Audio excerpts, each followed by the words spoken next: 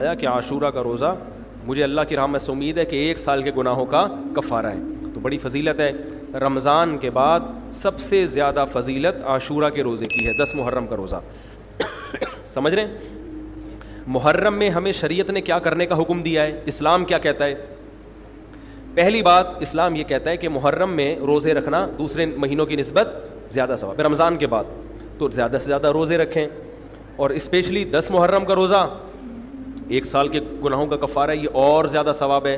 پورے محرم نہیں رکھے جاتے تو کیا کرنا ہے, 10 محرم کا رکھنا ہے. حدیث میں آتا ہے کہ آپ نے حکم دیا 2 روزے ملا کے رکھو, کیونکہ یہودی جو تھے وہ 1 روزہ رکھتے تھے, صحیح ہے نا.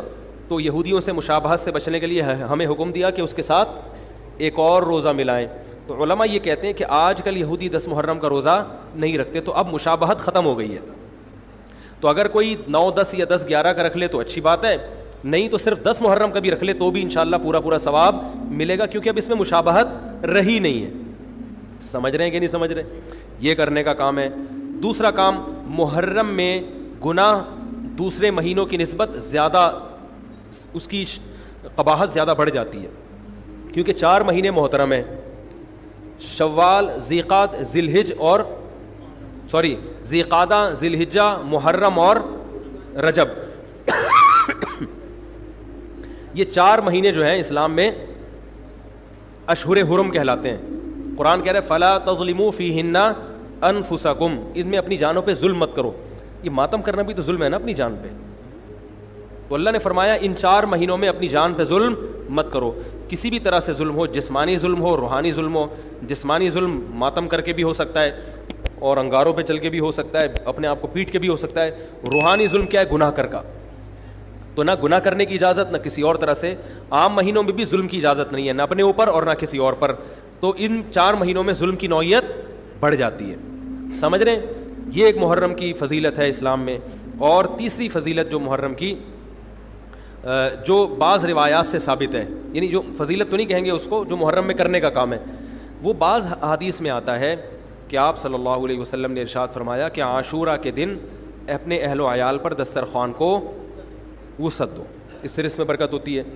لیکن یہ جو حدیث ہے یہ ضعیف ہے, سند کے لحاظ سے پاورفل اور مضبوط نہیں ہے. بعض علماء نے کہا کہ اس کثرت طرق کی وجہ سے حسن کے درجے کو پہنچ گئی ہے.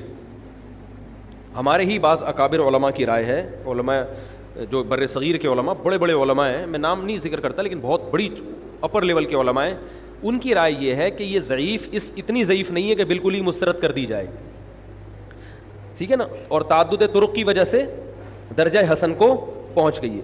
علامہ ابن تیمیہ رحمہ اللہ تعالی, جن کو سعودی عرب میں بہت فالو کیا جاتا ہے, ان کی رائے اور سلفی علماء کی رائے, جو سعودی عرب کے العثیمین, بن باز وغیرہ تھے, ان کی رائے یہ کہ یہ حدیث بالکل صحیح نہیں ہے, اور اس کی کوئی حیثیت نہیں ہے کہ دسترخوان کو وسیع کیا جائے اور عاشورہ کے دن کھانا کھلایا جائے. سمجھ رہے کہ نہیں سمجھ رہے؟ لیکن جو دوسری طرف معتدل علماء, معتدل سے مراد میں ان کو برا نہیں کہہ رہا, لیکن وہ انہوں نے حدیث کی جو, اب اگر آپ سندوں کی تحقیق کریں گے تو اس کو بالکل من گھڑت قرار دینا درست نہیں ہے. اگر سندوں کی تحقیق کریں گے تو ایسا معلوم ہوتا ہے کہ علامہ ابن تیمیہ رحمہ اللہ تعالی, جو ہمارے لیے قابل احترام ہے, انہوں نے اس حدیث کو رد کرنے میں تھوڑا مبالغہ سے کام لیا, غلو کیا ہے. ایسا نہیں ہے کہ بالکل ہی اس کی کوئی ویلیو نہیں ہے. تو ضعیف روایتیں ہیں لیکن کثرت طرق کی وجہ سے درجہ حسن کو پہنچ گئی ہے. سمجھ رہے کہ نہیں سمجھ رہے؟ اس وجہ سے بعض علماء کی رائے, بلکہ جمہور کی رائے یہی ہے کہ محرم میں اگر کوئی اپنے بچوں کو جمع کر کے اچھا کھانا کھلا دیتا ہے 10 محرم کو, اور یہ حلیم شاید یہیں سے نکلا ہے, شاید یہیں سے نکلا ہے کہ یوں تو وہ اچھا کھانا ہو جائے گا, تو وہ کہتے ہیں کوئی حرج نہیں ہے. لیکن ایک بات جو دوسرے علماء کہتے ہیں, جو میری بھی سمجھ میں آتا ہے, بلکہ میں نے پہلے کہیں پڑھا تو نہیں, میرا دماغ اس طرف گیا, لیکن اس کی تائید میں علماء کے فتاویٰ مل گئے.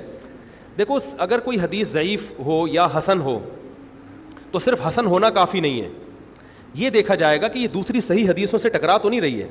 یہ بھی ایک فقہ کا اصول ہے کہ اگر ایک کمزور چیز ہے لیکن وہ طاقتور دلیل سے ٹکرا رہی ہے تو پھر اس کمزور چیز کو بالکل رد کیا جائے گا. تو عاشورہ کے دن روزہ رکھنے کا حکم ہے, یہ بالکل بخاری مسلم کی صحیح حدیث سے ثابت ہے. اور جو کھانا کھلانے والی روایت ہے وہ اس ٹکر کی نہیں, اس کو تو ابن تیمیہ جیسے محقق نے بالکل ہی کالعدم قرار دے دیا, بعض عرب علماء نے بھی بالکل کالعدم قرار دے دیا, اگرچہ ہماری رائے ہے کہ بالکل کالعدم نہیں ہے, لیکن بہرحال اس میں محدثین کا بڑا اختلاف ہوا ہے. جبکہ روزہ رکھنے والی جو روایات ہیں وہ بالکل بے غبار ہیں, ان کو سب صحیح مانتے ہیں. تو کھانا کھلانا اور روزہ جمع بولو بھائی نہیں ہو سکتا, اس لیے کہ اگر وہ روزے کا دن ہے تو کھانے کا دن نہیں ہے, کھانے کا دن ہے تو روزے کا نہیں. ابن تیمیہ رحمہ اللہ تعالیٰ کی رائے یہ ہے کہ بعض لوگوں نے شیعہ کی مخالفت میں غلو کیا ہے. شیعہ نے اس دن کو چونکہ منحوس بنا دیا 10 محرم کو, تو انہوں نے مخالفت میں اس دن کو ایک سیلیبریٹ کرنے کے لیے نا کھانا کھلانے کا حکم دے دیا کہ ہم منحوس نہیں سمجھتے بلکہ اس کا کیا کریں گے اپوزٹ کے کھاؤ اور کھلاؤ. تو انہوں نے کہا یہ بھی غلو ہوا ہے دوسری طرف. بھائی منحوس نہیں ہے, مبارک ہے ہماری نظر میں, لیکن اتنا مبارک کہ اس میں کھانا کھلانا اور یعنی عید والا عنصر کھانا کھلانا تو عید کے دن ہوتا ہے نا, تو عید نہیں ہے بہرحال. تو یہ بھی بڑی جاندار بات, اگرچہ یہ عقلی دلیل ہے مگر یہ ایسی نہیں ہے کہ بالکل اس کو کالعدم قرار دے دیا جائے. تو اب علماء نے دونوں حدیثوں کو تطبیق کی کوشش کی علماء نے کہ بھئی کھانا بھی کھلاؤ اور روزہ بھی رکھو, افطاری میں کھلا دو, سحری اور افطاری میں. تو بات یہ ہے کہ افطاری میں اگر آپ کھلائیں گے تو وہ 11 محرم شروع ہو چکی ہوگی, وہ 10 محرم بولو بھائی نہیں رہے گی. دوسرا سحری میں جو کھلانے کا مسئلہ ہے نا, سحری میں تو سحری میں جب ہم کوئی کہتے ہیں نا فلاں دن یہ کام کرنا ہے فلاں دن, تو اس سے لغت میں جو ذہن میں متبادر ہوتا ہے نا وہ دن کا وقت ہے, وہ 3:30 پونے 4 کا وقت نہیں ہوتا. یہی وجہ ہے کہ جو لوگ اس حدیث پر عمل کرتے ہیں عاشورہ والی, وہ دن میں کھانا کھلاتے ہیں, دوپہر کے ٹائم لنچ کرتے ہیں. وہ افطاری میں تو ویسے ہی دسترخوان وسیع ہوتا ہے بھوک کی وجہ سے. ارے بابا وہ تو ویسے ہی بچوں کو جب روزہ رکھا ہوا ہے تو اچھا کھلاؤ, سحری اچھی کراؤ, اور افطاری وہ تو ویسے ہی بھوک کی وجہ سے, رمضان میں دیکھو نا کیسے کھلے دسترخوان ہوتے ہیں. تو میں نے بڑی کوشش کی دونوں حدیثوں کو جمع کریں, لیکن تکلف کے بغیر یہ ممکن نہیں ہے. تو فقہ کا ایک اصول ہے کہ جب کوئی بے غبار صحیح حدیث ہوتی ہے اور اس سے ایک اصول ثابت ہو رہا ہے, تو اس کے مقابلے میں اگر کمزور روایت آئے گی جو اس سے ٹکرا رہی ہوگی, تو اس کمزور روایت کو, اگرچہ وہ موضوع من گھڑت نہیں ہے, لیکن اس کمزور کو اس صحیح حدیث کی مخالفت کی وجہ سے بولو بھائی رد کر دیا جائے. اس لیے میرا نالائق کا موقف یہ ہے, میں بہت نالائق ہوں, میں اتنی بڑی بڑی باتیں کرتا نہیں ہوں, لیکن ساڑی عقلچ یہ چیز آندھی نہیں ہے کہ بھائی جو روزے کا دن ہے وہ بھوکے پیاسے رہنے کا دن ہے, وہ کھانے کھلانے کا نہیں ہے. افطاری میں تو ویسے ہی کھاؤ بھی کھلاؤ بھی.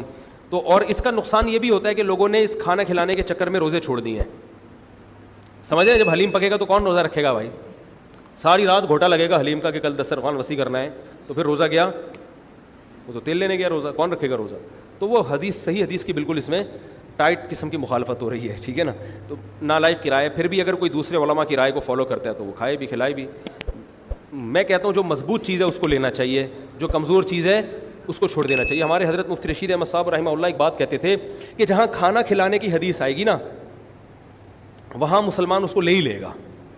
کھانے پینے کی جہاں بات آئے گی مسلمان کیا کرتا ہے, وہ کہتا ہے بس یہ صحیح ہے, یہ بالکل صحیح حدیث ہے, ٹھیک ہے نا. وہ کیا کرتا ہے, جن علماء کی تحقیق ہے وہ تو تحقیق سے کہہ رہے ہیں, لیکن عام پبلک کی عادت یہ ہوتی ہے کہ فتویٰ بھی اسی کا فالو کریں گے جہاں کھلانے کا تذکرہ آ رہا ہو. تو اب ہمارے کہتے ہیں جہاں کھانا کھلانے کی بات آئی مسلمان کہتا ہے بس یہ بالکل صحیح بخاری کی طرز پر, یہ بخاری کی شرط پر یہ حدیث. تو بھائی بھوکا رہنا عبادت ہے, بھوکا رہنا سنت ہے. بچوں کو تو ویسے ہی کھلاؤ عاشورہ ہو یا نہیں ہو, اور سحری افطاری کرا دو, اچھی سی روزہ رکھواؤ, اور جو بالکل چھوٹے بچے ہیں وہ تو ویسے ہی کھاتے ہیں.